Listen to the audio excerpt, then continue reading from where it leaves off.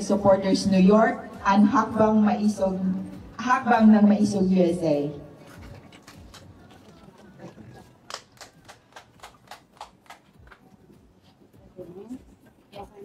May we request everybody to stand up.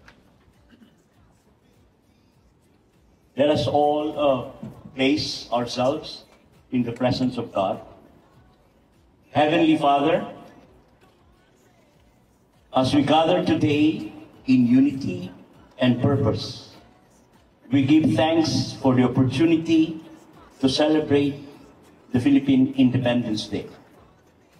We are especially grateful for the presence of our esteemed guest, Attorney Vic Rodriguez, who has traveled from the Philippines to join us and inspire us with his commitment to transparency, accountability, peace, security, and sovereignty.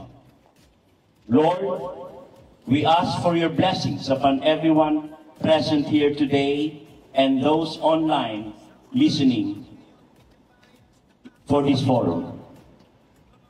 Bless their families and those also who will join us in tomorrow's historic parade in New York.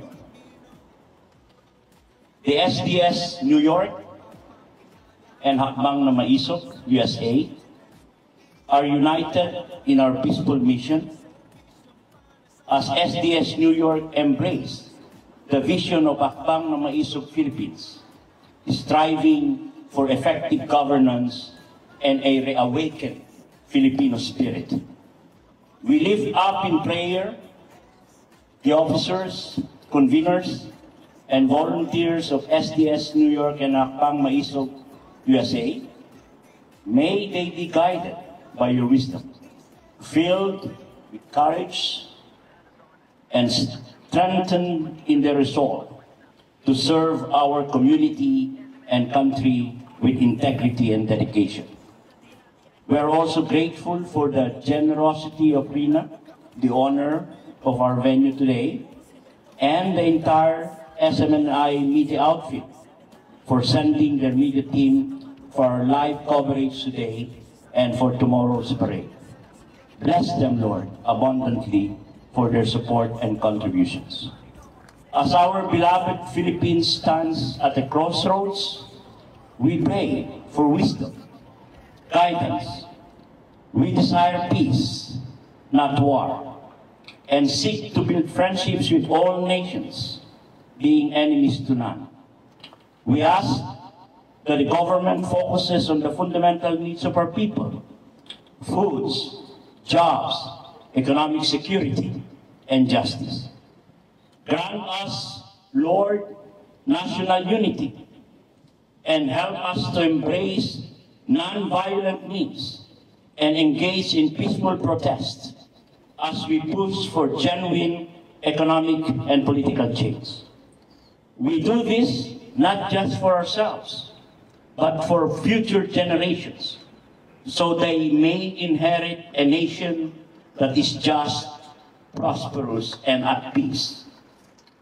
In your word, you remind us in Matthew chapter 5, verse 9, "Blessed are the peacemakers, for they will be called children of God."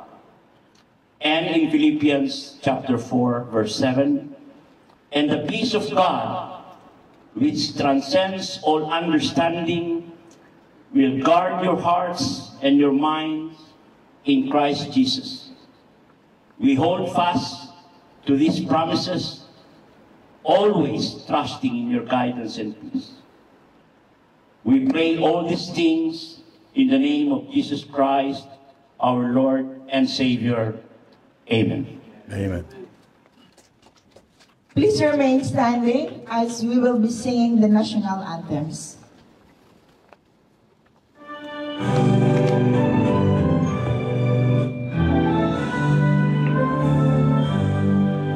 Oh, say, can you see by the dawn's early light what so proudly we hail at the twilight's last gleaming?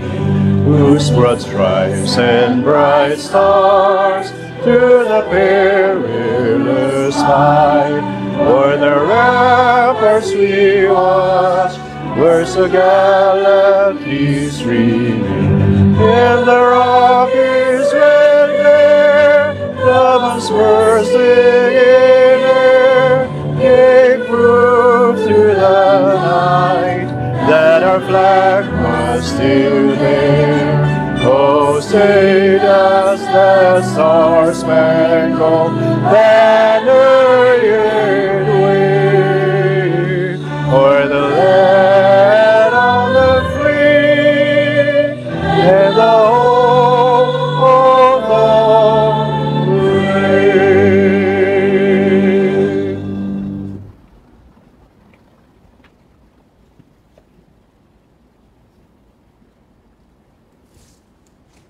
Mga kababayan, ang pambansang awit ng Pilipinas.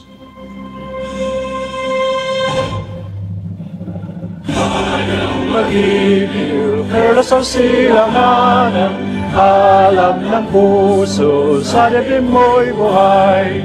Lupang hinirang, duyan ka ng magiting, sa manlulupi, di ka pasisin, sa dagat at bundok, sa siway at sa langit mong bugaw. May dilagang tula at awit sa paglayang minahal, ang kislap ng watawat mo'y tagumpay na nagiling. Ang bituin at araw niya kailan pa may maghihiling. Lupa ng araw na maraming pagsinta, buhay ay lagi sa piling mo. Aming ligaya na pag may mga api, ang mamatay ng dahil sa'yo. Thank you so much. You may now take your seats. At this juncture, I would like to call on our Executive Secretary of SDS-NY, Ms. Jocelyn B. Cambaya, to introduce to us our inducting officer. Thank you. It is an honor to introduce our guest speaker all the way from the Philippines. Naging rockstar siya kahapon. So,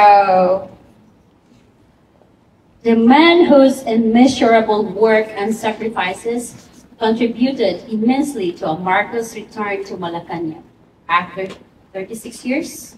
Yeah. He served as Bongbong Marcos spokesperson, chief of staff, overall campaign strategist, and the first executive secretary. Ladies and gentlemen, let's all welcome Attorney Vic Rodriguez.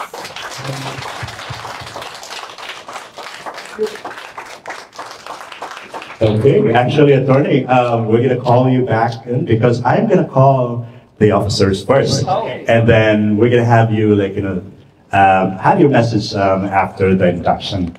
So I would like to start with our president, of course. As I call your name, please come forward. Our president, Reverend Arnado S. Valera, Esquire. Our vice president internal, Attorney Angie Cordova.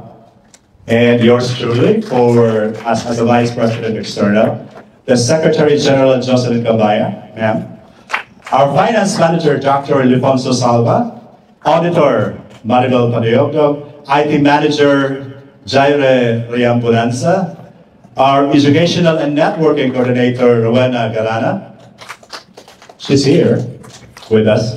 Logistics chairman, Dr. Trifonia Brescia. She's right there. Logistics assistant, Janelyn Domingo. Our documentation manager, Noel Paula. Documentation assistant manager, Joseph Montilla. SOCMED coordinator, Alma Montevergen. Event and Program Manager Marcelo Ainot, Membership Secretary Flordi Luna Banania, Assistant Membership Secretary Mardelis Rizon, and our Board of Directors, starting with Dominga Gano Takinan, Malu Cadasio, Edgar Carigaba Engineer Albert Inguito, Glenn Oliguer, Clavel Di Palma, Josephine Rodriguez, Engineer Florante Precio, Neri Magno, Michael Dioquinio. Our advisors also we have Ms. Myrna Narvasa, Rena Avendula, and of course our spiritual advisor, Dr. Rene Palleras. And now it's time, of course, for Attorney Vic Rodriguez to induct us.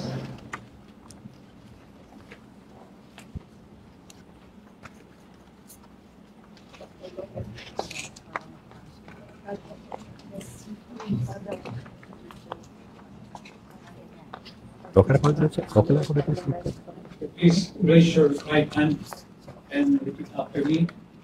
I, Melvin Navarro, do solemnly swear do solemnly swear that I will faithfully execute the duties of my position that I will faithfully execute the duties of my position as an officer, convener, member of Akbang Maisog USA, as an officer and member of Akbang Maisog USA, and Sara Duterte supporters of New York. and Sara Duterte supporters of New York.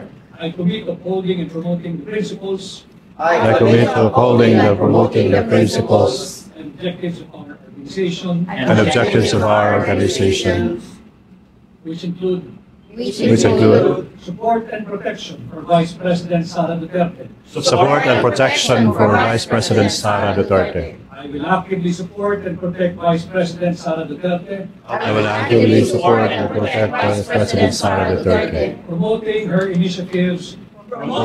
initiatives and defending her against unwarranted criticisms. and defending her against unwarranted criticisms. Integration with the national and international movement of Akbang ng Maisog. Integration of the national and international movement of Akbang Maisog. I will align myself with the broader movement, I will align myself with the broader movement, demanding transparency, transparency, accountability, peace, security, and sovereignty security and sovereignty, in governance, governance, contributing to its growth and influence, contributing to its growth and influence, both within and outside of the Philippines. both within and outside the Philippines. Opposition to authoritarian rule. Opposition to authoritarian rule. I firmly oppose I firmly oppose any form of authoritarian rule, any form of authoritarian rule, upholding democratic principles, upholding democratic principles, and ensure human rights and ensure human rights on all government actions and all government actions are checked and balanced by the will of the people. are checked and balanced by the will of the people. I pledge to improve the public perception I pledge to improve the public perception of Filipino Americans of Filipino Americans and promote transparency in government policies and promote transparency in government policies for better understanding. for better understanding. I will support global efforts I will support global efforts towards transparency, accountability, peace, security, and democratic governance, towards transparency, accountability, and security, championing democratic principles and human rights, championing democratic principles and human rights, including freedom of speech and peaceful assembly. including freedom of speech and peaceful assembly. I take strong stance I take strong stance against corruption against corruption to protect our nation's democratic processes. to protect our nation's democratic purposes. I undertake this oath freely, I undertake this oath freely without any mental reservation, without any mental reservation purpose of evasion. or purpose of So evasion. help me God. So help me God. Congratulations to you all.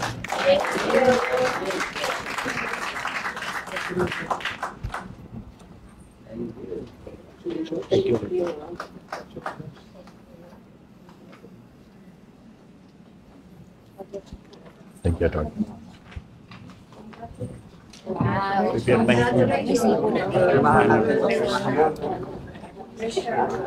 Our mission. Bagay ko. Tagay ko ako ba?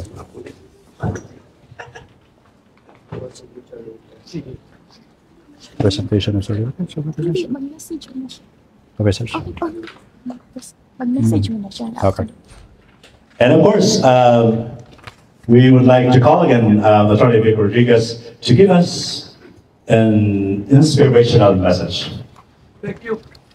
Thank you. With your permission, I will also just sit down para informal and casual tayo. Gano'n naman tayo sa hakbang ng mag-iso.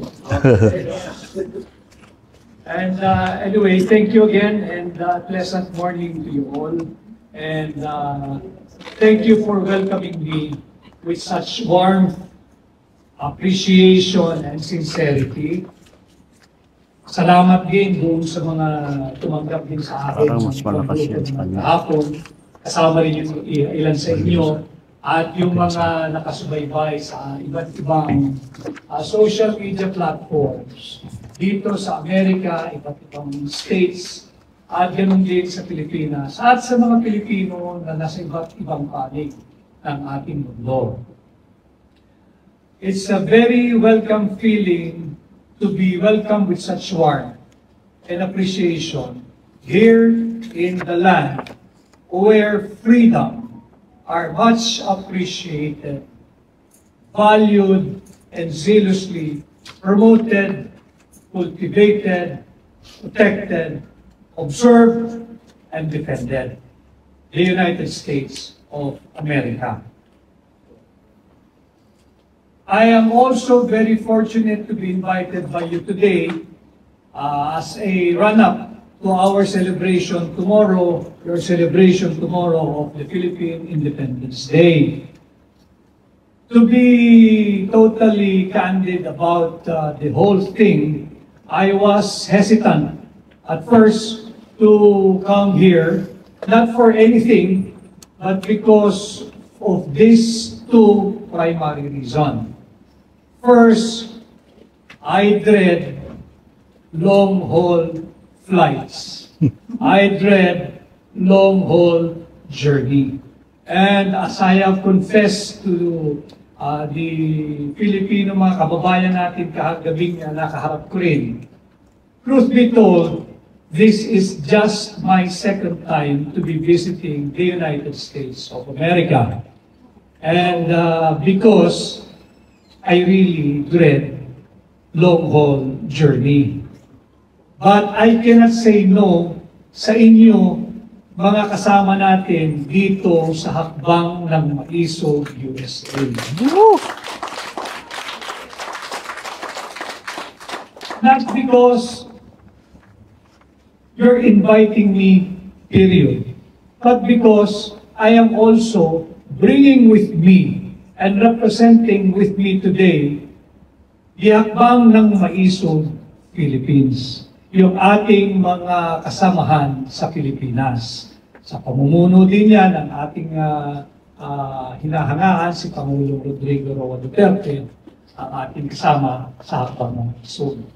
At ang pangalawang dahilan why I was tentative in coming over here and be with you since yesterday is simply because I feel na baka naman meron pang ibang mas higit na personalidad na maaari ninyong imbitahin at anyayahan na makapiling ninyo kagabi, ngayon sa inyong oath-taking at bukas sa gagawing parada doon sa selebrasyon ng ating kalayaan. But after much introspection, yes, I have to be here. I am convinced more than ever that I have to be here and share with you why we are doing what we are doing in Hakbang ng Maisog. What the Hakbang ng Maisog is advocating for, what Hakbang ng Maisog is all about. We are for transparency, accountability, peace, security, and for sovereignty. And that is why I am here with you today, because you are also advocating the very same principles that we have been advocating since the start of the year. And yes, I have to be here because we also will be needing your help and support, not just Hakbang ng Maisog USA. We have gone international. Nakapunta na rin po ako sa Hong Kong, nakausap ko na yung ating mga kababayan doon, yung mga OFWs natin doon. Ngayon na may nakakaharap ko kayo dito sa USA at ilang araw mula ngayon, kami rin ho ay magpupunta sa Japan for the Hakbang ng Maisog Japan at iba pa yung gagawing pagkilos, yung payapang pagkilos na ginagawa namin sa Pilipinas na ngayon ay sinasabayan na rin ng Hakbang ng Maisog sa iba't ibang panig ng mundo kung saan may mga Pilipinong nagmamahal sa kapwa nila Pilipino at yung may mga Pilipinong nagmamahal sa bansa nating Pilipinas. Now, what is this transparency, accountability, peace, security, and sovereignty? Kinakailangan malinaw ho sa atin nung tayo ay nagsama-sama at nagbuklod-buklod that yes, the Filipinos are not for sale. And we have to protect and defend our Constitution. Aninaw at pananagutan. Ang Hakbang ng Maisog ay isang kilusan na ang layunin ay isulong ang isang pamunuan na may aninaw, pananagutan, kapayapaan at seguridad. Talakayin natin yung aninaw at pananagutan. Ang mga Pilipino, bukod lang sa mga, hindi lamang yung mga Pilipino sa Pilipinas, kundi sa anong bahagi ng mundo, yung mga ating OFWs, kayo na namili ng manirahan at pamirmihan dito sa Estados Unidos, sa kung saan kayo naman ay openly and warmly accepted and welcomed by the United States government and by our American friends na kasama nyo na rin ngayon. Ang gusto natin ay makapagtrabaho, mabigay yung basic na pangangailangan ng bawat pamilyang Pilipino, bahay, eskwelahan, edukasyon, health service, at konting luwag sa buhay. Kaya kayo ay naririto. Ganon din yung mga OFWs natin na atin na nakaharap, nakausap, na nabase sa Hong Kong, yung iba naman ay base sa Macau. Kagaya rin ninyo, tumawid sila sa Hong Kong at nagkita-kita kami, although yung mga nakabase naman sa mainland China ay hindi nakatawid dahil it was a weekday, Wednesday yun, although statutory holiday sa kanila, they observe yung birthday ni Buddha. So holiday sa kanila, kaya lang yung distance, nakapaalam lang din sila. So ang gusto lang din nilang malaman, ano ba ang tunay na nangyayari sa ating bansa sa Pilipinas? At yun din ang ating sinusulong sa Hakbang ng Maisog, yung lideratong may pag-aninaw at pananagutan. Napakaraming mga balita, napakaraming mga kaganapan ang hindi lumalapag sa mga tinatawag nating traditional media. Pero hindi tayo nababahala doon, kaya lang kapansin-pansin. Bakit tayo hindi nababahala doon? Sapagkat naririyan naman ang independent media, katulad ng kasama natin ngayon, ang SMNI. Napilit, sinisikil, pilit, isinasara, subalit, pilit, at patuloy na tinatangkilik ng mga Pilipino. Kaya naman hanggang ngayon ay naririyan sila at nagsisilbi at naglilingkod. Ang daming hindi lumalabas na balita, subalit tayo ay hindi nababahala sapagkat we are now in the digital age. At ang new media ngayon ay ang social media. Everyone can be a journalist now. Everyone can be a reporter reporting what's happening in real time. At salamat na lang at nandyan ang social media, nandyan yung ating mga vloggers, independent vloggers, na ang gusto lang din ay makapagpahatid ng mga totoong kaganapan sa Pilipinas at makapagpahatid ng mga totoong balita sa mga Pilipino sa loob at labas ng Pilipinas. Kulang na kulang at salat ang ating pamahalaan ngayon pagdating doon sa liderato o pamunuang may aninaw o yung transparency. I have discussed this also last night. Napakaraming issue. Pag-usapan lang ho muna natin kasi lahat tayo dito ay apektado. Yung paggamit ng tama sa budget ng Pilipinas at pera ng Pilipino. Ang budget to ng Pilipinas for 2024 is something like 5.768 trillion pesos. Napakalaking halaga. Wala namang problema kung ito ay tinutustos at ginagamit para sa kapakanan ng Pilipino. Subalit kalahati, higit kumulang kalahati po dyan ay nakautang. Parehas yan sa local borrowings and foreign borrowings. Higit kalahati. Ang masaklap, meron silang isiningit na 800 billion pesos na unprogrammed funds. Ang tawagin po ay Presidential Court Barrel.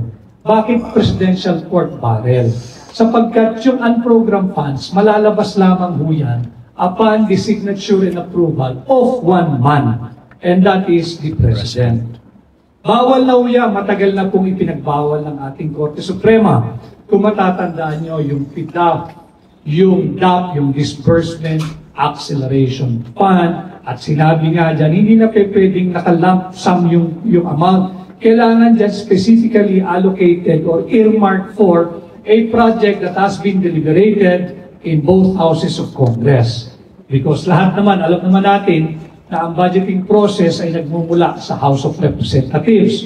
At doon may binabalangkas, may mga committee hearings, bago tutungo sa Senado, babalangkasin din uli, at supposedly tapos na. Kaya lang, there is this third branch of, seemingly third branch of, in our legislative body. Ito yung bicameral committee. Dito nag-uusap yung mga kinatawan ng mababang kapulungan at ng Senado kung paano imbis na ma-correct ng tama yung budget, diyan na nagkakaroon ng congressional insertion. At yan hanggang nasa ngayon ay walang paliwanag ang pamahalaan sa sambayan ng Pilipino. Yan ang sinasabi natin, may talagang salat sa transparency o liderato, may pag-aninaw ang kasalukuyang pamahalaan. Bakit hindi ninyo ipaliwanag sa sambayan ng Pilipino saan mapupunta yung 800 billion na unprogrammed funds? At bago man yan, bakit hindi ninyo ipaliwanag sa Pilipino paano nagkaroon ng 800 billion unprogrammed funds? Ito po ay labag sa saligang batas. Sapagkat malinaw na nakasaad sa saligang batas, Kongreso lamang ang magpapasa, ang House at ang Senado. Wala pong third mechanism or third house, which is the Bicameral Conference Committee. Bawal po yun. Kung sakasakali, ang Bicameral Conference Committee, ang gagawin lang nila, hahanapin, bakit biglang nagkaroon ito? Wala kaming pinag-usapang ganyan sa mababang kapulungan or sa Senado or vice versa. Pero dito hindi. At hindi maaaring palakihin ang recommended budget ng Pangulo. Kung sabihin ng Pangulo, ang budget lamang ay 5 trillion below ang maaaring aprubahan. It cannot go higher than what is recommended and certified by the President of the Republic. Pero itong 2024 budget, 2024 lang ito pinag-uusapan natin. Higit na malaki ito doon sa sinertify ng Pangulo ng Pilipinas, doon sa budget na gusto niya. Hindi ho pwede yun. That is why, ang isa sa core advocacy ng Hakbang ng Maisog is for us, for you and I, and all Filipinos to help protect and defend our Constitution and to keep on reminding our government functionary to uphold the Constitution, protect, respect, and defend. the Constitution. Huwag nilang lapastanganin ang ating saligang batas. Huwag nilang lapastanganin ang mga batas na umiiral sa Republika ng Pilipinas. Imagine niyo ho, utang na nga ang mahigit 2.5 trillion, utang na nga. Siningitan niyo pa ng 800 billion ang program funds. Ni hindi alam saan gagastusin ito, paano gagastusin ito, sino ang may malinaw na pananagutan pagka ito ay linustay lamang ang personal na interes ng kung sino mang mabibiyayaan doon sa 800 billion. At sino ang magbabayad ng mga inutang ng gobyerno? Hindi ba tayong mga ordinaryong mamamayan din? Galing din naman yan sa mga inward remittances ninyo, sa inyong mga kamag-anak, at kung sino pa man ang tinutulungan ninyo sa inyong mga remittances pabalik ng Pilipinas. Oo, laging sinasabi ang OFW ay ang mga bagong bayani, ang OFW ay ang laki ng itinutulong sa ekonomiya ng Pilipinas na kahit mahirap ang buhay, ay kahit paano lumalaban ang ating ekonomiya dahil sa bilyong-bilyong piso na halaga ng inyong rineremit. Kaya naman ang hakbang ng Maisog Philippines ay nagdesisyon na makipag-ugnayan sa napakaraming Pilipinong tunay na nagmamahal sa bansa at sa kanilang kapwa Pilipino kagaya ninyo, upang nang sa ganon maihatid din namin ano ba ang tunay na nagaganap sa ating bansa. Dahil sinisikil din ang aming kalayaan doon na malayang makapagpahayag at payapang magtipon-tipon upang tawagan ng pansin ang mga pagmamalabis na naglilingkod sa pamahalaan, pati yung pagmamalabis ng kasalukuyang pamahalaan.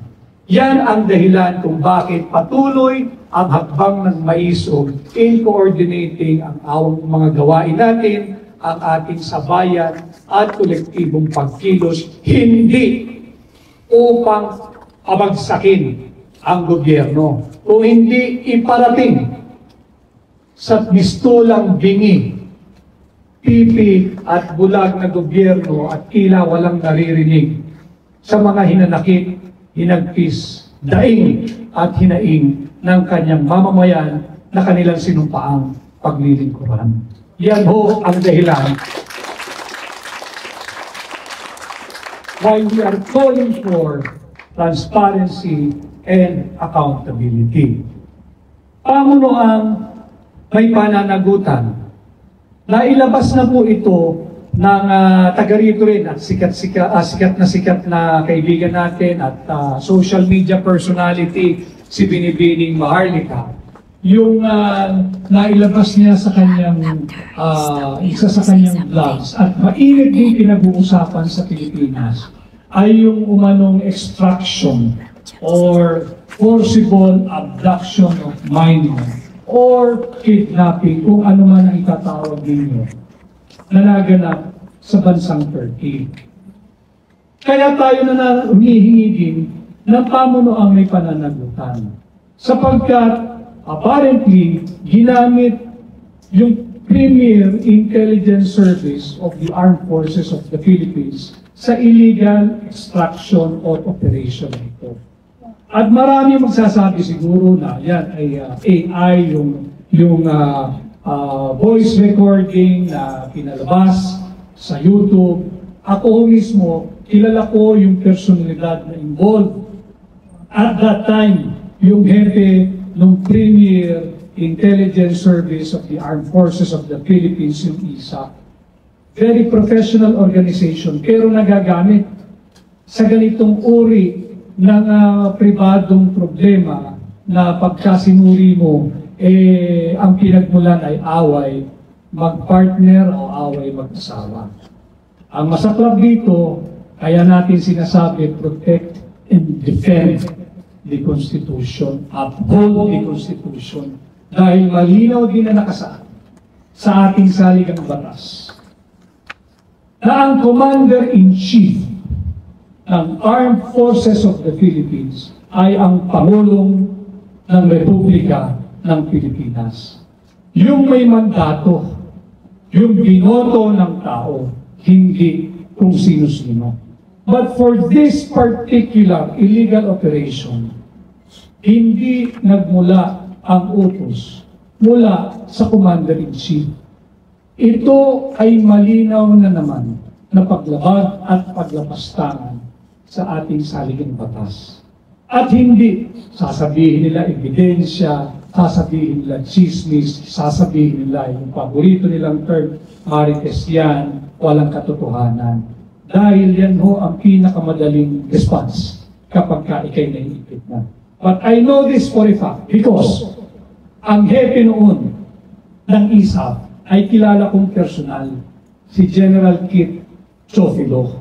At napag-usapan namin ang bagay na ito at sinabi niya mismo, he affirmed that indeed this event happened. This event took place. Kaya nga sinisigaw natin, sobra-sobra na yung paglapastangan sa ating saligang batas. Bakit kung sino-sino lang ang pwedeng mag-utos sa ating sandatahang lakas? Bakit kung sino-sino lang ang pwedeng mag-utos sa opisyal ng ating military? These are all professional men and women of the Armed Forces of the Philippines. Ito yung mga nagbubuhis ng buhay. Tapos uutusan lang natin just to help a friend na ang problema lang naman ay away mag-asawa or domestic concern. Bakit kinakailangan ang premier intelligence arm ng AFP? Napakaraming dapat bantayan na internal and external threat that would require the manpower, the resources, the skills, the men and women, dedicated men and women of the members of the intelligence service of the AFP or the ISAF. Bakit kinakailangan utusan ng ISAF? Private army mo ba yan? Yan ay sundalo ng mga mamamayang Pilipino. Yan ay kawal ng Pilipinas. At ang pangunahin nilang trabaho ay to protect the Filipino people and to defend the state, not to render assistance sa isang pribadong tao na ang pinagmumulan lamang ng problema ay away mag-partner, away mag-asawa, o away mag-sweetheart. Yan ho kaya tayo sumisigaw ng lideratong may pananagutan or accountability. We have to make them account for what they're doing, and we have to remind them to uphold the Constitution, and we have to remind ourselves it is our duty to protect and defend our Constitution.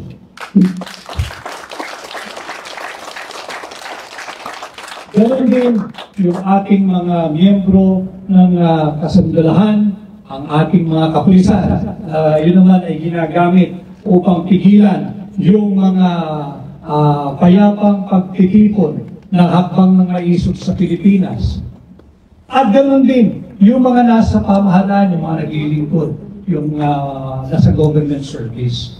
Kailangan ipaalala natin at nang hindi nila malimutan na ang kanilang sinumpaang tungkulin ay paglingkuran ang Pilipino, hindi ang interes ng kung sino ang nasa pwesto o kung sino lang ang nasa trono. Kailangan malinaw iyon doon sa ating mga kasamahan na nagsisilbi sa pamahalaan, be it in the armed forces, be it in the Philippine National Police, or yung mga private government employees natin. Kailangan ang pinaglilingkuran ay ang bansa, ang Pilipino, at hindi ang kapritsyo ng iilan na nasa trono. Yeah.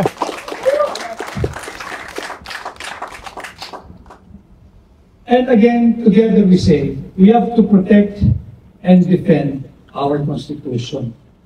Ang pagiging hakbang ng maisog, ang paghakbang ng maisog ay hindi madali. Ito ay hindi simpleng kilusan.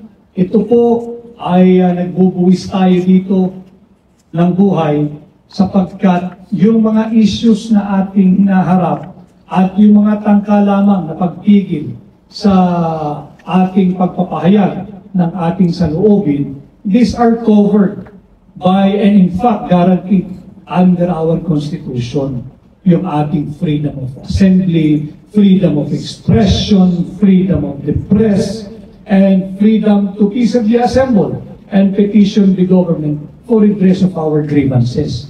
It is guaranteed under our Constitution, and yet, paulit-ulit nilang linalabag sa pagpigil ng mga payapang pagkilos, payapang pagtitipon, at takot na takot sila na may parating sa higit pang na maraming Pilipino yung tunay na nangyayari sa loob ng bansa. At diyan naman papasok ang kahalagahan at importansya ng ating mga kasamahan na kagaya ninyo, na kagaya ng sinabi ko kanina, na namirnihan na o naninirahan na sa ibang bansa, yung ating mga OFWs, ay kinakailangan namin ng tulong ninyo. Yan yung hinihingi ko at dala ko na mensahe mula sa Hakbang ng Maisog Philippines. Hinudulog ko sa inyo.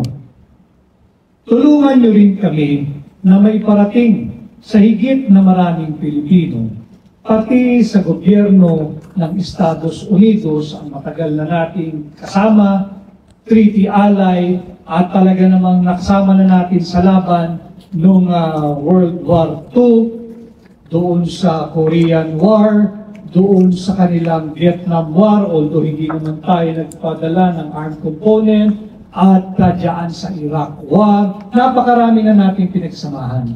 At ang pinakamalaki nga ay yung World War II, na kung saan nagbuwis din sila ng buhay para sa Pilipinas, kasama ang mga Pilipino. We fought shoulder to shoulder, magkakasama tayo.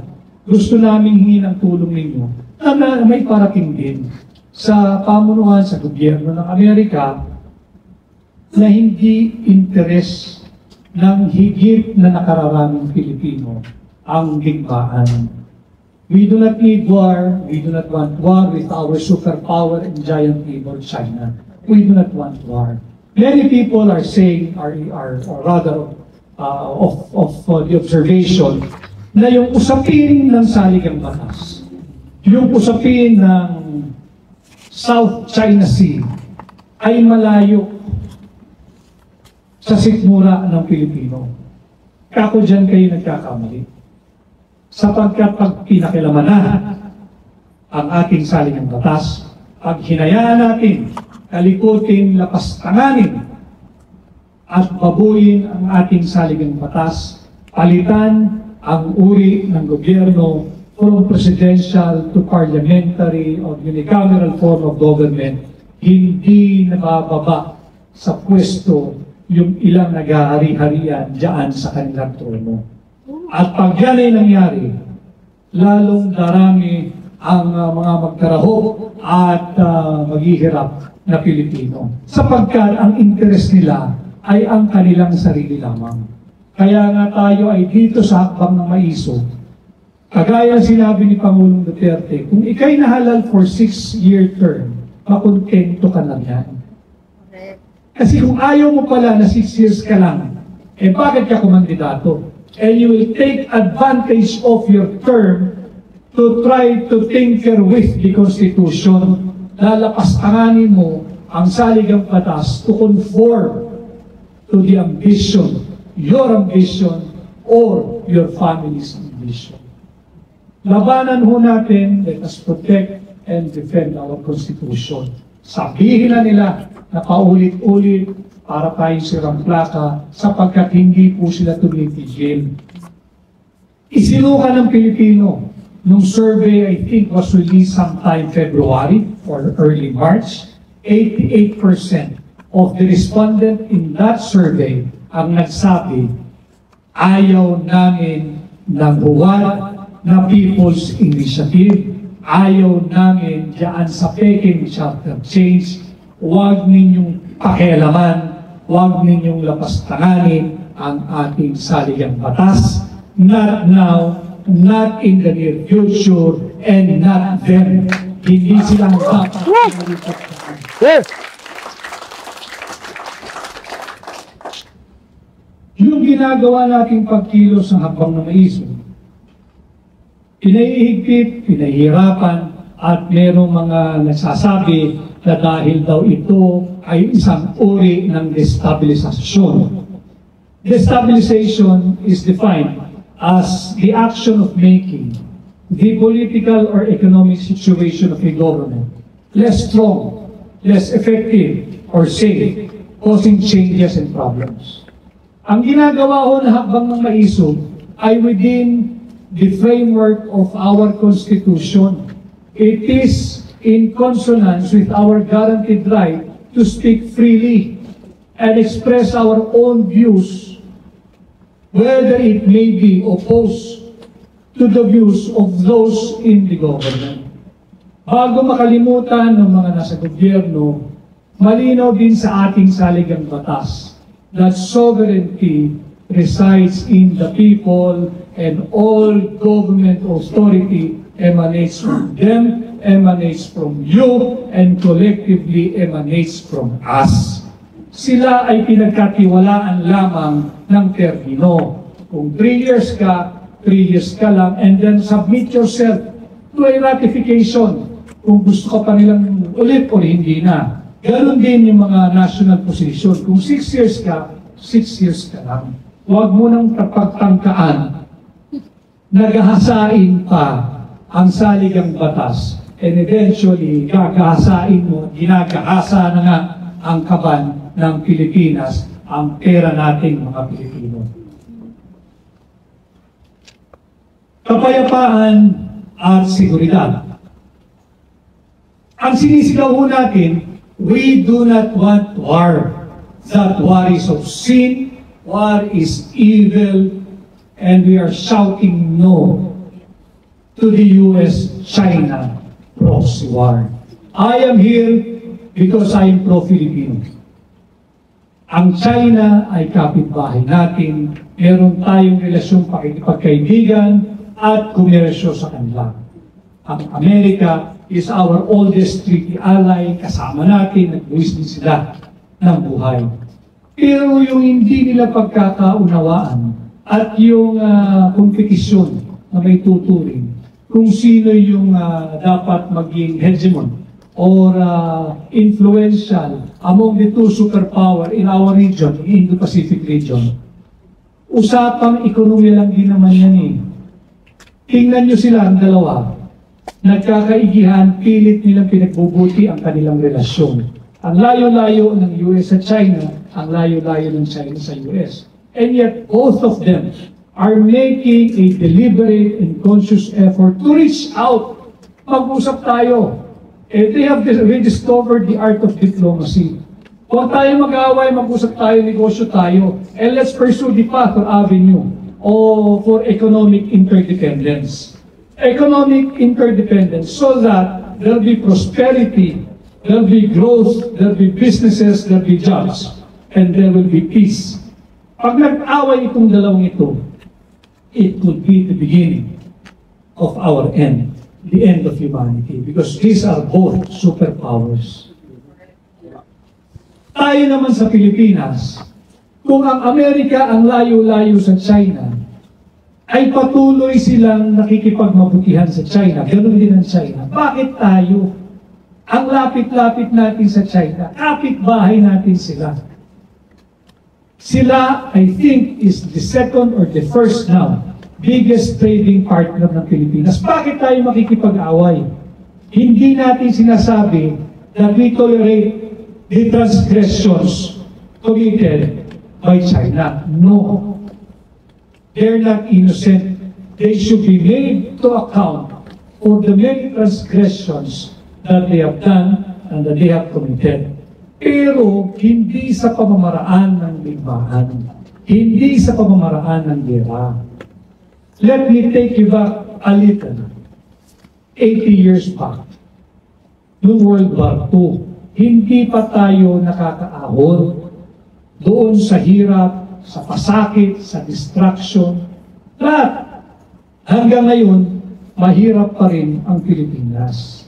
Hanggang ngayon, third world pa rin ang mahal nating Pilipinas. Yung mga kababayan, and I can speak for them, yung mga kababayan natin sa Pilipinas, yung mga kapwa natin Pilipino, kaming mga nasa Pilipinas, gusto rin ho naming maranasan yung nararanasan ninyong luwa kung nasaan mang bansa or panig kayo ng mundo. We also would want to enjoy and experience one day, hopefully one day soon, yung seamless public transport sa Japan, yung peace and order sa Singapore, yung trabaho at suporta ng gobyerno dito sa Estados Unidos. Gusto rin ho namin maramdaman yun sa Pilipinas. And it's a legitimate aspiration. At walang dapat mapahamak sa kahit sinong Pilipino sa pagsasalita ng kanyang frustration dahil hindi yun ang direksyon ng kasalukuyang pamahalaan. Nobody should be imprisoned for his or her political belief and aspiration. Legitimate aspiration po ng lahat ng Pilipino yan. Maganda yung health service, maganda yung pension, after spending so much time, so many years, our productive years sa kakatrabaho, gusto rin naman natin, at yung mga kababayan natin na may pension, punta ka ng ospital, sagot ng pamahalaan, gusto rin namin maramdaman yung mga nararamdaman ninyo. Gusto rin naman namin matamasa yung natatamasa ninyo. At gusto rin naman natin lahat ng mga Pilipino, graduate na tayo diyan sa pagiging third world country. Gusto rin natin lahat umunlad. Kaya ang kailangan natin, trabaho, paghikayat sa mga foreign investors, hanap buhay at pagkain sa mesa ng bawat pamilyang Pilipino. Yan ang kailangan ng Pilipino. Gamitin natin ang pondo ng Pilipino na makapagbigay ng pagkain sa pagkainan ng bawat pamilyang Pilipino. Hindi yung gagastusin mo para sa mga war materials. Hindi na magkano ang isang bala pag tayo ay nakipagbakbakan o naging armadong sigalot. Ang problema natin sa South China Sea. Hindi tayo mapapakain ng bala. Ang bala ay kumikitil. Ang bomba ay sumisira. Pero ang murang bigas, bubuhay ng pamilya, bubuhay ng Pilipino, magbibigay pag-asa na higit pa sa ating mga bataan. Yan ang hinihingi ng Pilipino. Hindi ito. Yan ho yung sinisigaw din na hakbang ng maisog. And of course, finally, yung ating panawagan, nalabanan natin yung tyranny. Labanan natin yung pagmamalabis na nasa pamahalaan. Labanan natin yung diktadorya. Labanan natin yung dito sa inyong oath, yung authoritarianism. Labanan natin yan. At magsisimula ho yan sa patuloy nating pagiging vigilant. At hindi tayo mapalusukan dito sa ginagawa nilang pagtatangka. Patuloy ho yan, maniwala kayo. Yung pagtatangkang lapastanganin ang ating saligang batas. Gamit ang huwad na People's Initiative. The people have long spoken. Ayaw ng Pilipino na pakilaman ninyo ang ating saligang batas. Ayaw ng Pilipino ngayon sa nalalapit na panahon at higit sa lahat, ayaw ng Pilipino na sa inyo magmumula yung pagkalikot daan sa ating saligang batas. And again, I share that message with you from Hakbang ng Maisog, Philippines. Let us continue with our advocacy. We say no to war, we say yes to peace, we say no to the fake People's Initiative, we say no to the fake charter change, and we have to continue protecting, defending, and respecting our Constitution. With that, maraming salamat at magandang umaga. Mabuhay ang hanggang ng Israel Diyos. Yes!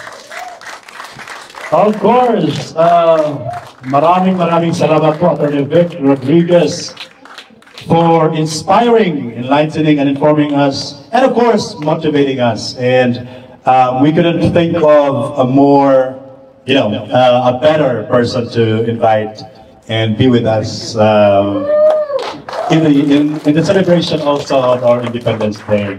And rest assured, the Hakbang ng Maisog USA SDS New York is going to help promote the message and spread the message of Hakbang ng Maisog movement. And we are also going to protect, uphold, and defend the Constitution. Mabuhay ang Hakbang ng Maisog USA! Yes! Okay, thank you so much. At this juncture, we will be presenting a certificate of recognition to Attorney Vic Rodriguez as a token of gratitude. And it will be presented and read by our president, the president of Sara Duterte Supporter New York and Hakbang Maisog USA, Reverend Attorney Arnedo Valera. Attorney Vic, taus-puso po yung aming salamat. Alam ko wala ka pang tulog, pero nakikita natin yung liderato. Kayo po ay isang malaking inspirasyon sa Hakbang ng Maisog USA at ng SDS New York. At ito po sa ngalan po ng Sara Duterte Supporters New York at Hakbang ng Maisog USA, we are giving you, Attorney Vic Rodriguez, and presenting you the certificate of appreciation for your unwavering commitment, inspirational guidance, wisdom, and leadership. Your dedication has been instrumental in advancing the mission of Hakbang ng Maisog, which stands for transparency, accountability, peace, security, and sovereignty. Your invaluable contributions have significantly promoted national peace and fostered economic, social, political, and cultural unity among Filipinos. You are a true disciple of peace and meaningful change. Your efforts have been greatly inspired and continue to guide our path towards a better future for the Philippines. Maraming salamat po, Attorney Vic, on behalf of SDS, New York, and Hakbang ng Maisog.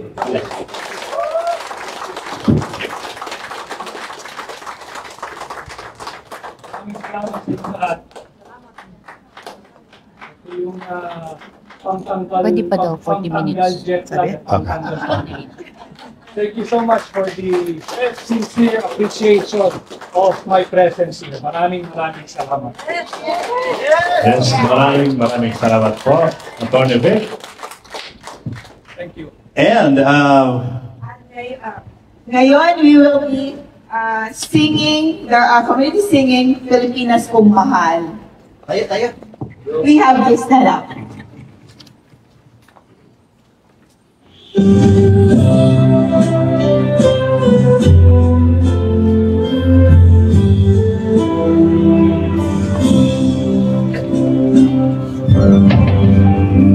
ang bayan ko'y tanging ikaw, Pilipinas kong mahal, ang puso ko at buhay man sa iyo'y ibibigay, tungkulin ko'y gagampanan, na lagi kang paglingkuran, ang laya mo'y mabantayan, Pilipinas kong ina.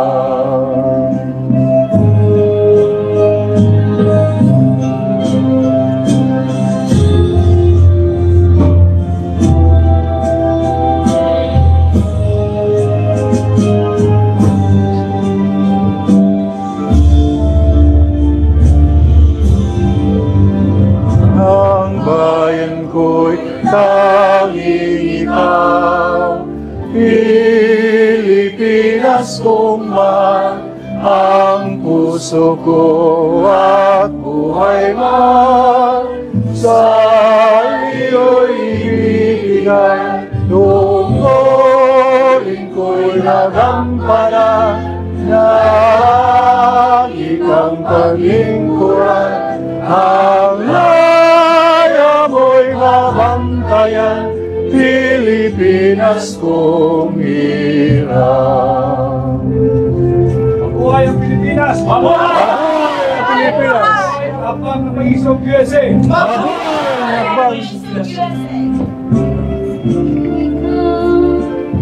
Pilipinas kong mahal, ang puso ko at buhay man sa iyo'y ibibigay, tungkulin ko'y gagampanan, lalagi kang paglingkuran, ang laya mo'y mabantayan, Pilipinas kong hirap.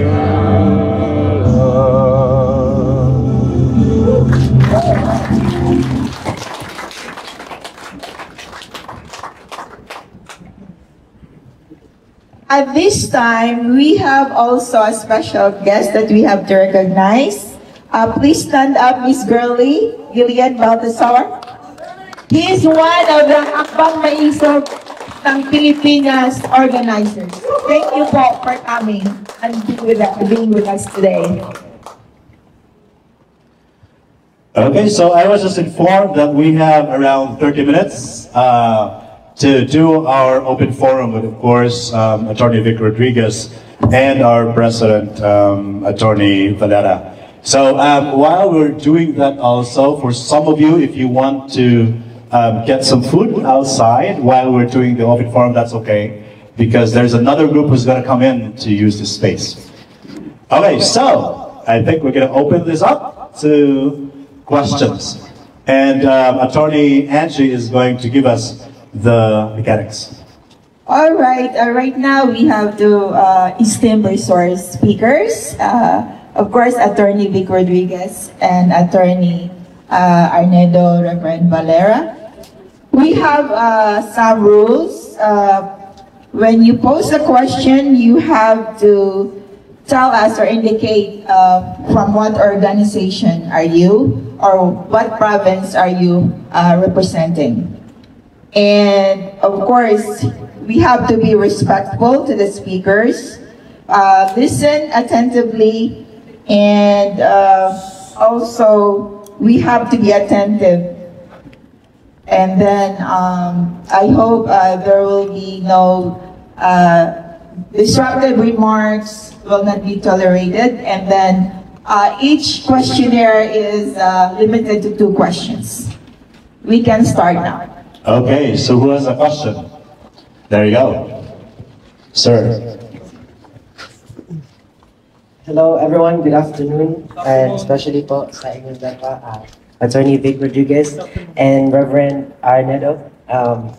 Thank you for this privilege na kami po ay nandito. And for everyone, good afternoon po. My name is Anthony De La Cruz. I'm a SM9 representative po, correspondent based here in the United States of America. And my first question po is for Attorney Vic Rodriguez.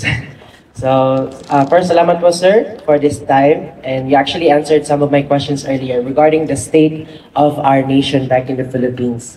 Pero ang tanong ko lang po sa inyo sir, for this time, is regarding po sa ating current President Administration, President Bongbong Marcos po sir. So, for you attorney, is BBM, is President Bongbong Marcos still the one that you've campaigned for in 2022? Or nag-iba na po ba siya ngayon?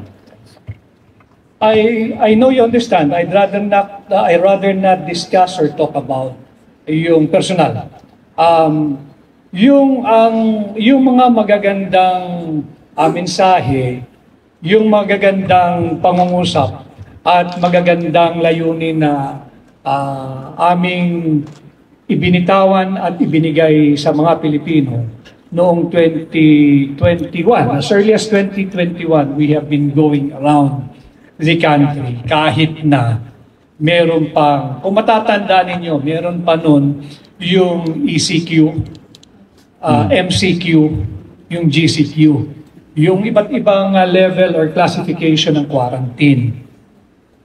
kahit na may ECQ, MCQ, GCQ, kami umiikot at nakikipag-usap at tangan-tangan yung magagandang mensahe at ang mensaheng ang pangunahin noon ay yung unity. Pero iba naman din ang nangyayari na simula nung nanalo na. At yung magagandang vision sana ay wala na rin. Hindi na rin yun ang direksyon. Kaya nga nung I think as early as last year, ang sinabi ko na sundin lang naman niya yung mga mensaheng ating ibinigay sa sambayan ng Pilipino, hindi ka magkakamali. Anong prueba ko? Binoto ka nga eh. Nanalo ka nga eh. Ibig sabihin, tama yung mensahe mo. Ibig sabihin, tama yung direksyon mo. Ibig sabihin, tama yung pananaw mo at mga plano mo para sa Pilipino at para sa Pilipinas. Huwag ka lang lalayo doon. Ayos ka na. May 4 na taon pa, balikan niya. Balikan niya. Hindi pa huli ang lahat. Pero sayang, yung unang 2 taon. Time is the great equalizer. Pag yan lumipas na, hindi mo na kayang ibalik yan. Hindi mo na kaya ibalik yan. Yes po, sir. Thank you so much for that great answer po. And for another question po for kay Reverend Arnaldo po. So, sir, just wanted to ask you a question po. How is it for you po that the president, as the president of SDSNY, that the former secretary of PBBM is here today speaking to us about what is happening about the administration and how the Filipinos are feeling about it po, sir? So what is the importance that Sir Attorney Vic Rodriguez is here today? Alam mo, napakahalaga itong pagdalo ni Attorney Vic Rodriguez at makiisa sa atin para sa ating selebrasyon dito sa Philippine Independence Day na magkakaroon ng finaling selebrasyon na kung saan tayo ay magbibigay ng ating tinatawag na aktibong partisipasyon para ipahayag ang ating malayang pananalita at ipahayag ang ating karapatan para magtipon ng mapayapa. No? So, yung pagdating ni Attorney Vic dito ay inspirasyon sa hakbang ng Maisog USA at saka sa SDS New York na tayo ay bahagi ng pambansang kilusan para itulak ang tunay na pagbabago sa ating bansa at itulak ang kapayapaan. Na tayo bilang naninirahan dito sa Amerika, kabalikat po tayo ng national movement sa Pilipinas. Kaya nga itong nangyayari ngayon, ito ay isang organikong kilusan na kung saan ay nag-aatikabo at umaalingaw-ngaw. Hindi lang dito sa Amerika, kundi sa iba't ibang bansa. Kaya meron itong international movement. Bakit mahalaga ito? Kasi nag-create tayo ng mga mapayapang pamamaraan ng pagpoprotesta. No? And at the same time, we exert pressures sa ating pamahalaan na tignan ang hinaing ng sambayan ng Pilipino. Kaya nga napakahalaga rito na pagpapaplano, ano ba yung mga matahimik at mapayapang kilos protesta. No? Marami po yan at mapapag-uusapan natin later on na nakikita ko ay patuloy tayong mag-iingay at para mapakinggan yung ating mga hinaing at panawagan. Hindi lamang ng sambayan ng Pilipino nasa Pilipinas, kundi sa buong mundo para sa kapayapaan, para matigil at maalis tayo sa bingit ng digmaan na ngayon, katulad ng pinapaliwanag ni Attorney Vic, ay walang kahihinatnan dahil ang ating kultura, malalim na angking kultura at relihiyon ay nakaugat sa kapayapaan at hindi sa digmaan. Kaya, Attorney Vic, ulit, Kung alam mo lang kung gaano kalaki yung inspirasyon na idinulot mo magmula nung pag-imbita ng Hakbang Maisog USA at SDS New York, lahat po sila, kung magpuyat yan, pinipilit talaga na sana nga, pinagdadasal namin, sana makadalo, sana makalipad si Atty. Vic Rodriguez.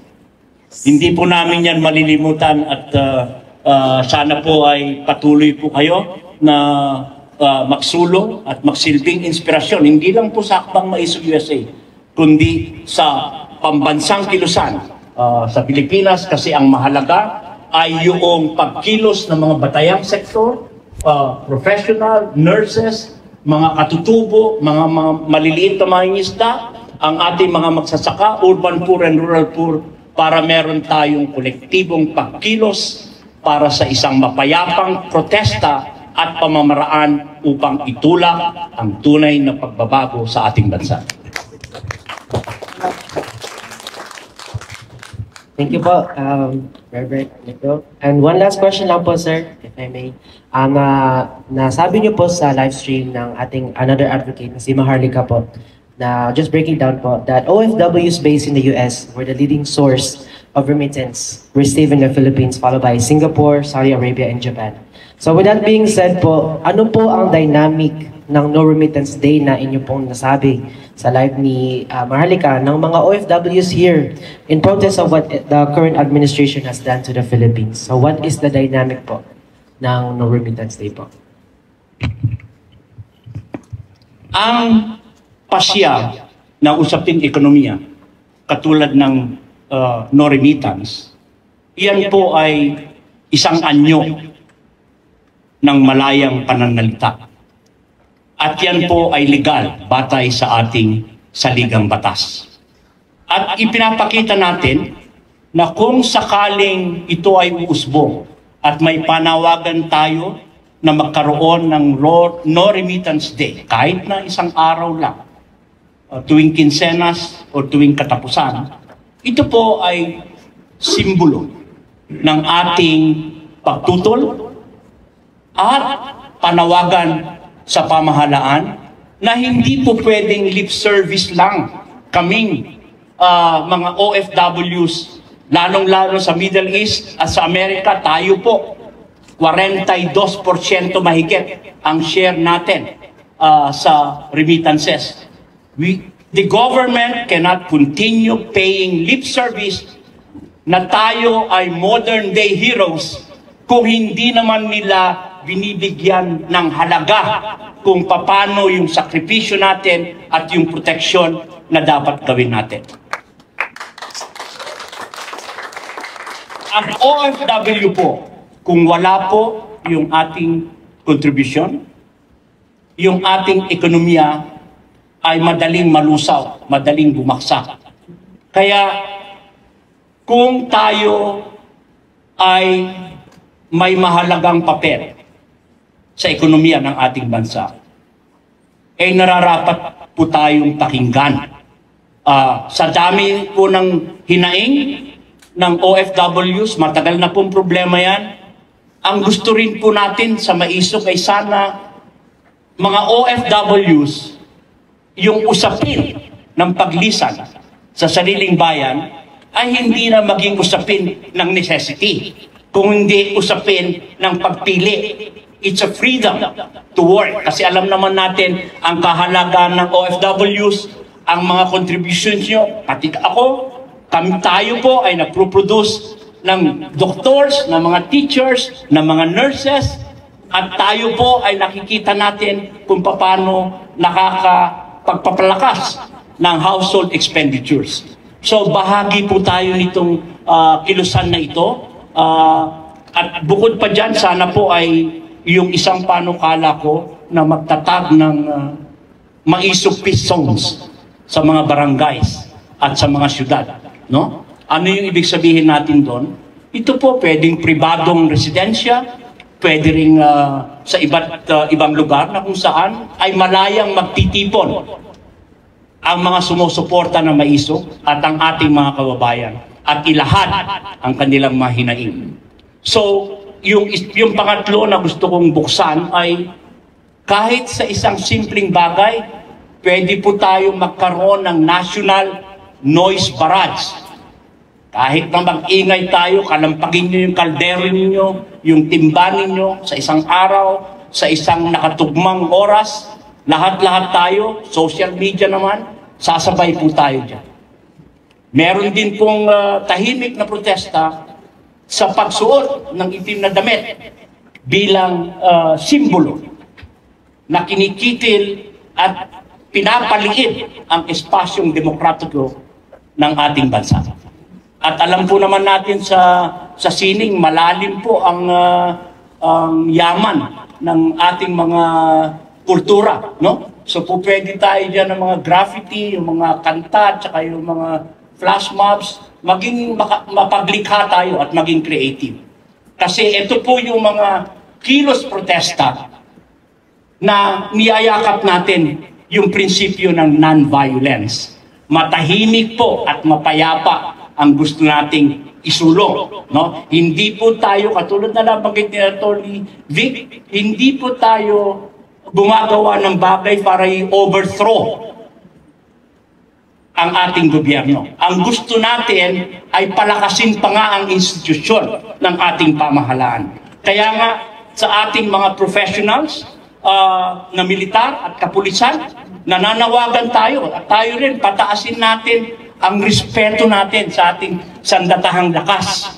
No? Kaya nga sana magawa nila yan na kapag ang mga military natin bumababa ng eroplano or sasakay ng eroplano o kahit anong transportation, bigyan ng tamang paggalang, bigyan sila ng preference. Kasi sila po ang ating protektor para sa sambayan ng Pilipino. Okay. Thank you, Attorney Valera and Attorney Vic. Now I recognize Mr. Pong. You can have the floor and pose your questions. Bago pala po, i-acknowledge ko lang kaibigang Morales, na alam ko nanonood ka, binabati ka ng hakbang ng USA. Of course, kayo po ay bayani namin dahil alam namin na ikaw ay totoo at ikaw ay nagsasabi at tinutugis mo ang katotohanan. At of course, ang ating mahal na kaibigan na si Binibining Maharlika, maraming salamat sa suporta mo sa Akbang Maisog USA, as SDS New York. Huwag ka pong magsasawa, Maharlika, na suportahan kami. Maraming salamat po sa pagkakataon na binibigay niyo sa amin upang ipahayag namin at palawakin ang aming hanay para sa Hakbang ng Maisog USA at sa international level.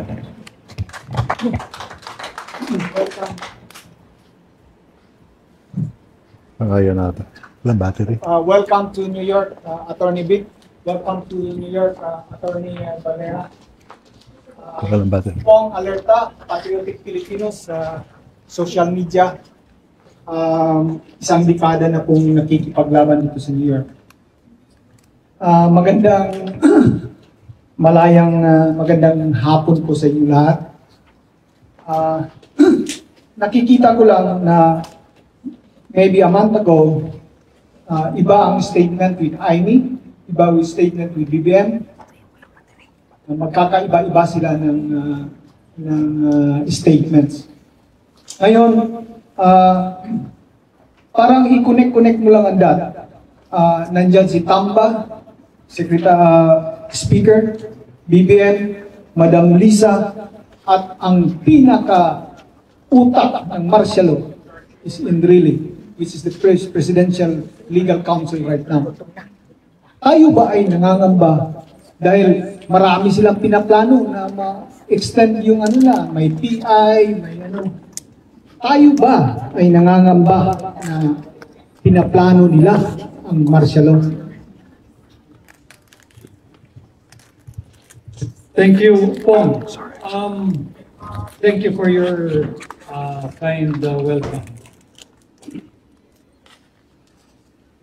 Yung angka na baguhin ang saligang batas, balikan ko lang yung saligang batas dahil dyan magsisimula lahat yan. Kaya nga yung ating panawagan, to protect and defend our Constitution.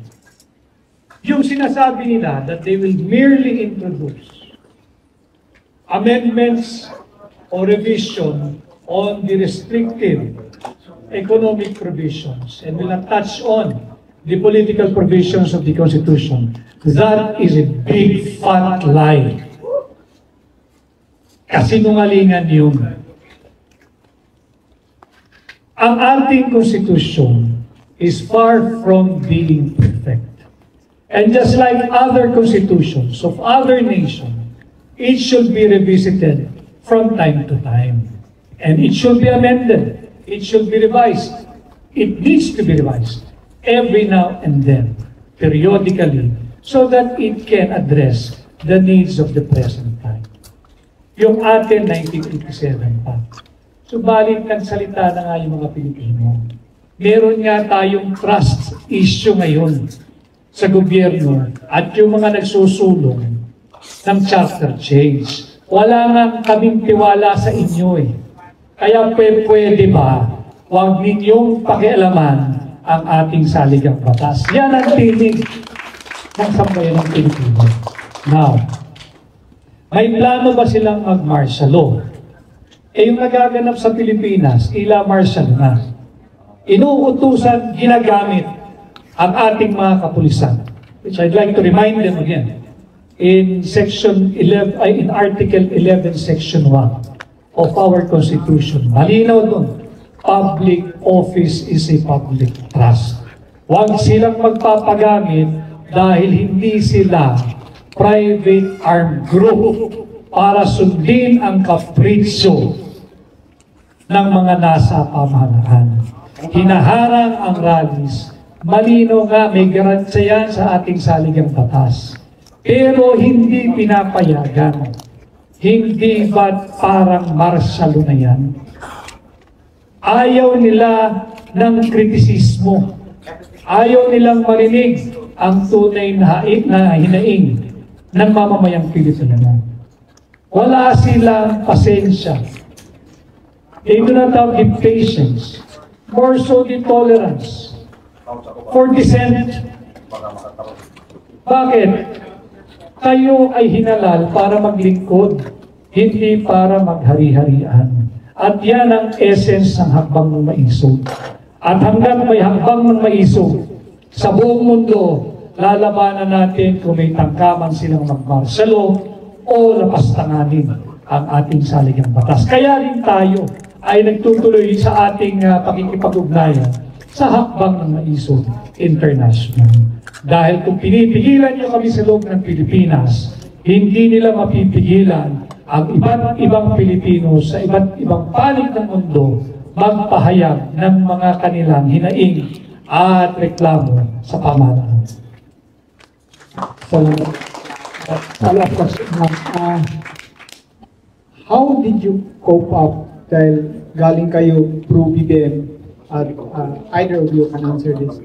Galing kayo pro-BBM, ako pro-BBM, tayo dito pro-BBM. How can you cope up? Paano ninyo ma-explain sa taong bayan ay ngayon ay nagiging anti-BBM kayo? Salamat po. I have always been pro-Filipino. At yun ang sinusunod ng aking damdamin, diwa, isip, at pagkatao. Hindi ako sumusunod blindly sa isang personalidad. Hindi. Ang puso ko lagi sa Pilipinas. And I will always stand by and stand with the Filipino people.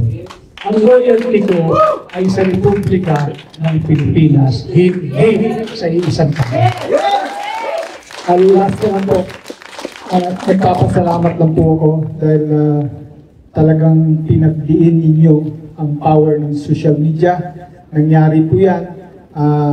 Ako po ay, when Marcos went here for the first time, nagpakilala po ako ng social media, hindi po ako pinapasok nila sa loob ng kanilang event.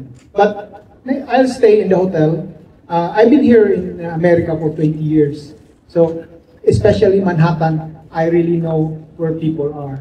So, maraming salamat dahil I hope pag darating na panahon na kayo rin ay lagay natin magiging senador o maging anuman, huwag natin kalimutan po ang social media ay magpapalagay natin sa ating patutungo. Maraming salamat. On the social media, the vloggers, they are now the new media. At wag na wag kayo magkakaroon ng feeling of inferiority sapagkat hindi na kayo marginalized. The new media now is social media. The new media now, the new journalists now are the vloggers. It can no longer pertain to only or predominantly yung traditional media, yung social media. Kaya ipagpatuloy ninyo yung ginagawa ninyo. And my intellectual guess, my intelligent guess, bakit hindi ka pinapasok? Malamang hindi ka kasi nila kontrolado at wala ka sa listahan ng mga friendly traditional media na gusto lang nilang nagtatanong sa kanila. They cannot afford to go off script dahil magkakawindang-windang yung kanilang sagot at hindi nila mapagtatakpan yung kanilang mga pagkukulang. Yun lang yun. Maraming salamat, sir. And speaking of independent bloggers sa social media, nagpapasalamat kami kay Joey of the third floor. Nanonood siya. Madalas siyang nag-interview ng Hakbang ng Maisog USA. And of course kay Atty. Vic, kayo po ang hinaharap. Kayo po ang future ng media. Dahil sa inyong puso at sinserong pagpapahayag kung ano ang nasa grassroots. Salamat po, Joey. Okay, maraming salamat, Sir Paul. And of course, maraming salamat to Atty. Vic and Reverend Valera. So we have another question. And this time is going to come from this gentleman right here. Hello, good afternoon. I'm Archil from CDO, Cagayan de Oro. Okay, tanong ko kay, simpleng tanong lang po, Senador Vic. Yeah, it's a challenge for you. Kasi ang dami na nang nagtatanong. Isang tanong lang yan. Tapos, whatever. Okay, simple lang po, follow up lang po sa ano niya. Since nandito po kayo sa Hakbang ng Maisog, Philippines, so you're representing from Philippine, Hakbang Maisog. Ang tanong is, ano na ang plano sa sunod? Kasi ang dami na kasing nagcha-challenge na ginugurgur na yung mga sa Dumaguete, sa Bulacan, di ba? Ano na ang next na move? Yun na po. Hindi tayo patitinag, hindi tayo natatakot, at hindi rin tayo nagpapa-intimidate. Ginagawa nila yung mga illegal na pagpigil ng mga payapang pagkilos, pero tutuloy-tuloy ang Hakbang ng Maisog. Ginawa natin yan sa Dumaguete, pinigilan nila, pero tayo nagtuloy-tuloy. Yung nangyari lang sa Tacloban, kaya hindi yun natuloy dahil na lang din doon sa masamang panahon. And then, well, ikasali na rin yung pagpigil nila at bawal na ang pumasok ang anumang commercial flights at bawal na rin maglayag yung mga ferry from Cebu to Ormoc. Bawal na rin. At minabuti ng ating punong maisog si Pangulong Duterte na huwag na rin ilagay sa peligro yung mga napakaraming nag-confirm na darating. Subalit sinabayan din ng masamang panahon. But sa Pilipinas, tutuloy-tuloy ang hakbang ng maisog. Sapagkat alam din ito na nasa pamahalaan.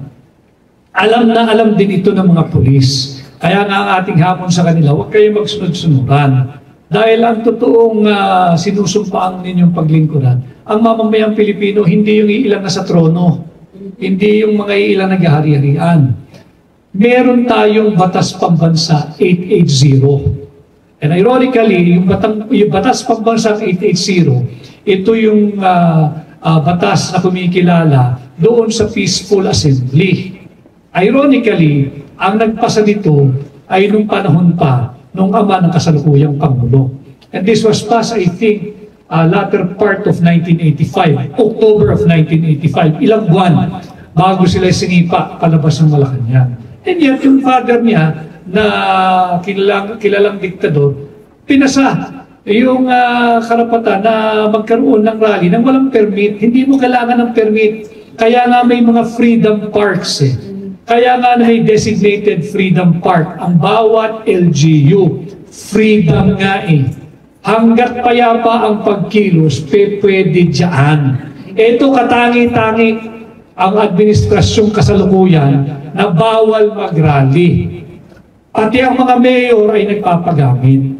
Now, yung ginagawa na hakbang ng maisog, ano ang ginagawa na hakbang ng maisog? Hindi may iwasan na mag-usap ng usaping politikal dahil papalapit na rin yung paghahanda for next year's midterm election.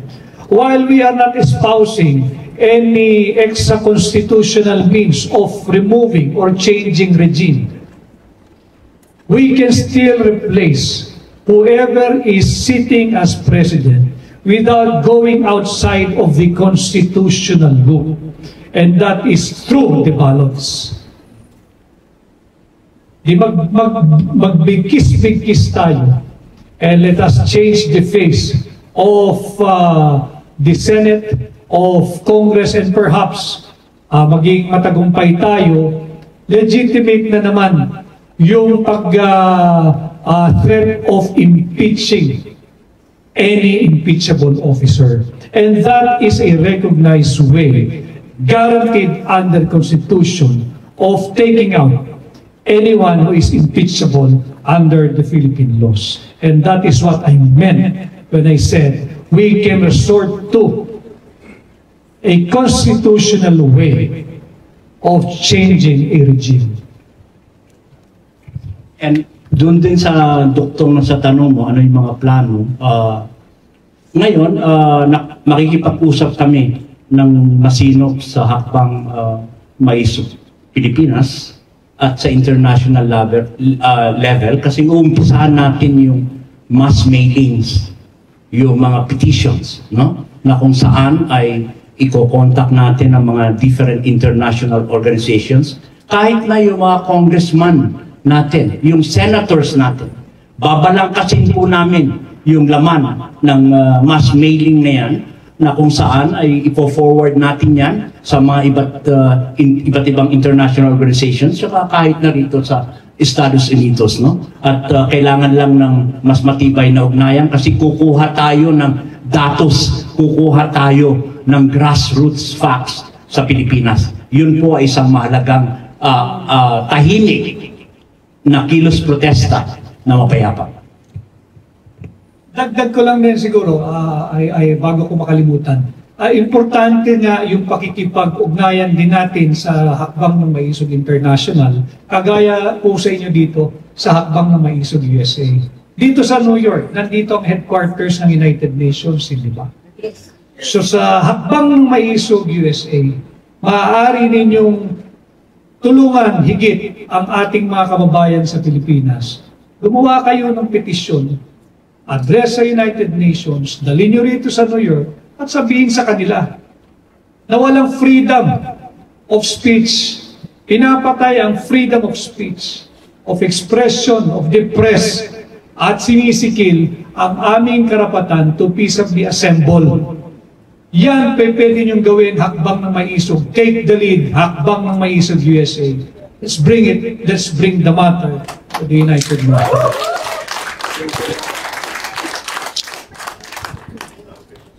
Okay, marami pong salamat Attorney Vic at Attorney Valera. Since we are running out of time, we have one last question from Ms. Girly Gilin Baltazar. After her, just a follow-up. Afternoon po, welcome po sa iyo. In connection po dun sa sinabi niyo na pwede natin gawin para sa Pilipinas, yung mga grounds. Ang question ko po is, do you think in your own evaluation, sa tingin niyo po, mayroon po ba tayong grounds to impeach the President because the 4 more years is too long for a bad President? What do you think po? Maraming usap-usapan na gano'n. The only thing that is frustrating the effort to seek. That's a legal remedy provided for, by the way, under our Constitution. But the only thing that's holding back those who would want to initiate any impeachment complaint against any impeachable officer ay dahil nga walang papupuntahan, kontrolado ang mababang kapulungan. Question mark yung independence ng Senado. I was asked in one of my interview, I said, let's give the newly installed Senate President a chance. We cannot measure yet the degree of his commitment to his oath of office to serve the Filipino people, not the powers that be, dahil kakaupo lang niya. Antayin natin, bago natin siya husgahan at bago natin siya sukatin. But as we speak now, ang impeachment kasi will emanate from the lower house, House of Representatives. Wala tayong pag-asa doon. Kaya wag na muna tayo mag-asaya ng panahon. So I think ang isang maganda at pag-uusapan din naman ninyo kahit ako'y makabalik na sa Pilipinas, yung avenue natin na dumulog din tayo sa United Nations at ipahatid natin yung tunay na nangyayari sa Pilipinas. Bakit pinagbabawal ang payapang pagtitipon-tipon? Bakit pinagbabawal ang malayang pagpapahayag ng saloobin ng mga Pilipino? Wala naman dictatorship pa. Pero ramdam mo yung mekanismo ng diktadorya in place. Salamat po. This is a closing, may not sound a question, but more of clarification. How do we make the awareness really spread globally on MAISO's objectives? So, yes, we were grateful of our Filipino bloggers, but what about those ordinary citizens in other countries? How can they organize, and how can we, please, first, raise that awareness of what's going on? Yeah, tama yun. Sabi ko nga, yung igniting the passion in the hearts of each and every Filipino without educating them on the real issues, I think will be a big disservice to them. I think will be a serious misgiving. You do not ignite passion just for the sake of igniting passion. Kinakailangan may coupled with educating them on what is really happening. And I think, alam na rin ng higit na nakararaming Pilipino, mulat na nagising na. And ang aking ginagawang panukat dyan, organic talaga. Yung pag-usbong ng iba't ibang hakbang ng maisog sa iba't ibang lugar.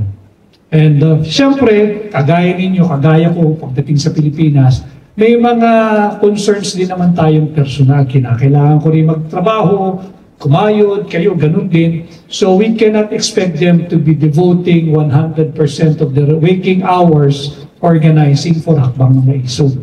But the fact that they are already aware of the existence of Hakbang ng Maisog and it has gone international, I think we have gone very, very far now and wide from how we started noong January. So January pa lang, ano pa lamang ngayon, mabilis yung development. But again, Hakbang ng Maisog is not for destabilizing the government. When harnessed well by the government, kaya nga silang tulungan ng Hakbang ng Maisog na maipahatid pa yung mga programa kung meron man ng gobyerno sa iba't ibang sulok ng mundo. Pero ang Hakbang ng Maisog ay patuloy na maninindigan, ipaglaban kung ano ang nararapat para sa mga Pilipino at hindi papayag na babuyin ang ating saligang batas, hindi papayag dito sa pagsikil ng ating karapatan. Yan ang Hakbang ng Maisog. Salamat po. And we said that was going to be the last question, but there's just one more. Kung pwede pong pagbigyan natin. Follow-up question na po, Kalika sir. Tungkol po, magandang hapon po sa inyo, Attorney. From the Kingdom of Jesus Christ po. Ang tanong ko lang po, katulad nung sinabi ni Ma'am kanina na about sa paano maipahatid natin sa taong bayan. Kasi gumagawa na tayo ng mga prayer rally pa ngayon. Pero parang wala silang naririnig ang government natin. Parang wala silang napapansin, wala naririnig. Wala talaga ang nangyayari. So itong mga peaceful rally natin, para saan natin ito ipaparinig kung sa ating bang mga kasi sabi nila kanina na ang ating mga military ang siyang nagbabantay sa atin. Para saan natin ito ipaparinig? Sa mga military ba? O doon ba sa ating mga taong bayan natin na nasa mga remote area na hindi talaga nila alam? Yun lang po. Kung bingi, manhid, pipi, at bulag ang gobyerno, pabalik tayo sa basic, sa fundamental. Ang soberanya ay ang mamamayang Pilipino. Yun ang kausap natin sa hakbang ng maisog. Kung nagbibingi-bingihan ang nasa pamalang, problema nila yun. Tayo magtutuloy-tuloy tayo sa pakikipag-ugnayan sa mamamayang Pilipino. Because we believe in hakbang ng maisog. Again, uulitin ko, there is a proper way of resorting to a regime change without going outside the constitutional loop, without going outside the constitutional orbit. And that is through election. At I think they are misreading yung di umanong pagiging tahimik ng mga Pilipino. Mabuti rin yun. So that when the time comes, magugulat na lamang sila. Kaya tatlo po yung dapat nating itanim sa ating isipan. Patuloy po tayong magkaisa, magmulat po tayo ng kaisipan, yung edukasyon. Pangalawa, pag-organisa. At pangatlo, yung mobilisasyon. Diyan po, very challenging po yan, pero nakikita natin, katulad ng sinasabi ni Atty. Vic, yung organikong pagtubo nitong pambansang kilusan ng hakbang ng Maisog USA. And with that, maraming salamat po, Atty. Vic Rodriguez, and of course, Reverend Arnedo Valera sa inyong mga insights po ngayong hapon. And we have approximately 26 minutes for our lunch. It's ready, it's outside. Again, you're free to go out there and enjoy the food for our lunch. And catch us tomorrow. Those who are online will be in the parade. Again, we are going to be sequence number 131. We are going to be located at 36th Street between 5th and 5th Avenue and Madison Avenue. Please bring your friends and family members with you. We have more t-shirts available for you. It's only $12. Again, we have to show the Philippine government that we are steadfast in protecting and upholding our Constitution. Maraming salamat po. Again, there's lunch outside this hall. Please help yourselves. Thank you, sir. And I know a lot of us are going to be requesting for photos with Atty. Vic.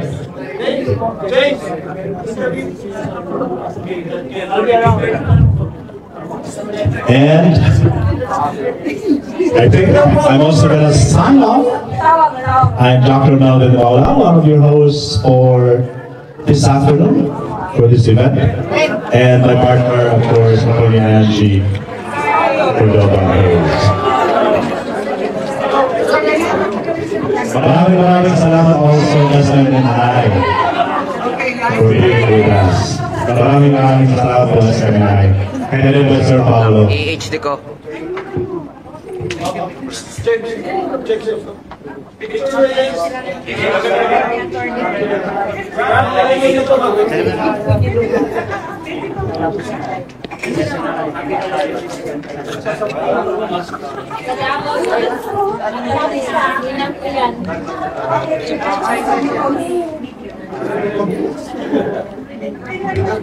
Dari ko to?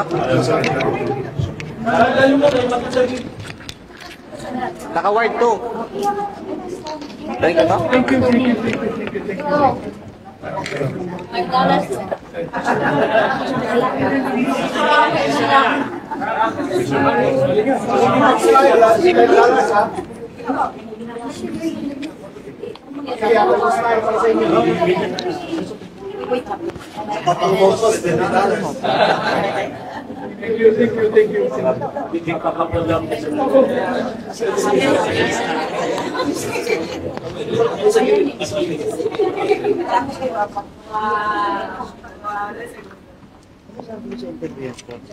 Ako mag-smile sa inyo. Alay ba tayo, sir? Ay. Okay, 1, 2, 2. Kaya pa sila eh.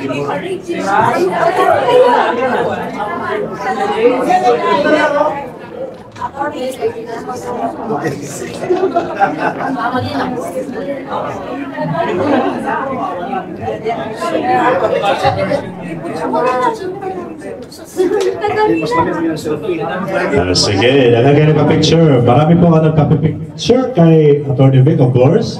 Our very special and esteemed guest. Again, tomorrow, Atty. Vic is going to join us dun sa Philippine Independence Day Parade.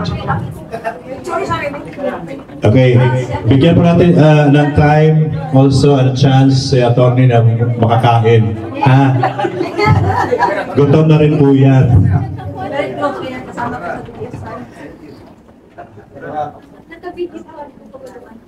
Okay. Where's your man? Okay, maraming salamat po. Okay, lunch na po. Magla-lunch na po si Atty. Vic. Ayan, Atty. Vic, tatakbo ka na talagang Vice President. For real. Vice President. Vice President. Oh, diretso na. Pakainin na natin sila. Sige, pakainin na natin sila.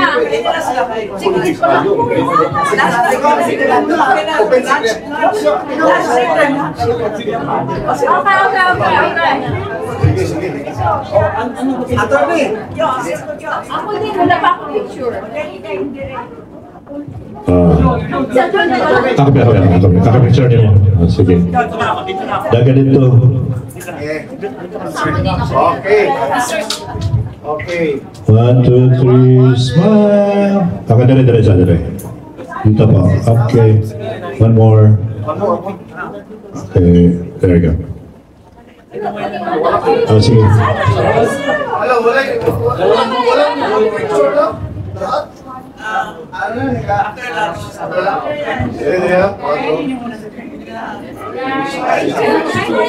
Kain mo siya, Lord. Bali sila tayo sa junior. Sure. Interview mo na si Ikaw ha, attorney. Ito muna natin.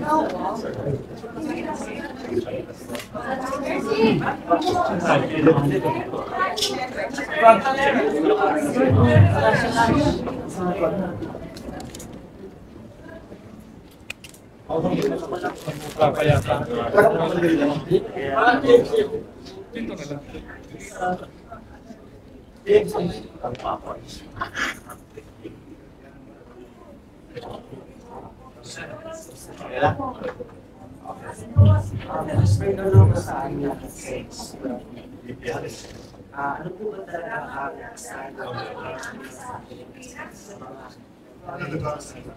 Merong pagtatangka na lapastanganin yung ating saligang batas. At bagamat ito ay highly technical at legal usapin, pinapaliwanag natin yung issue sa pinakasimpleng pamamaraan para malubos na maunawaan na higit na maraming Pilipino kung bakit dapat tutulan yung pagtatangka na lapastanganin ng ating saligang batas. Specifically, yung mga political provisions kagaya ng term limit or so yung pagpapalit ng uri ng gobyerno from presidential to parliamentary.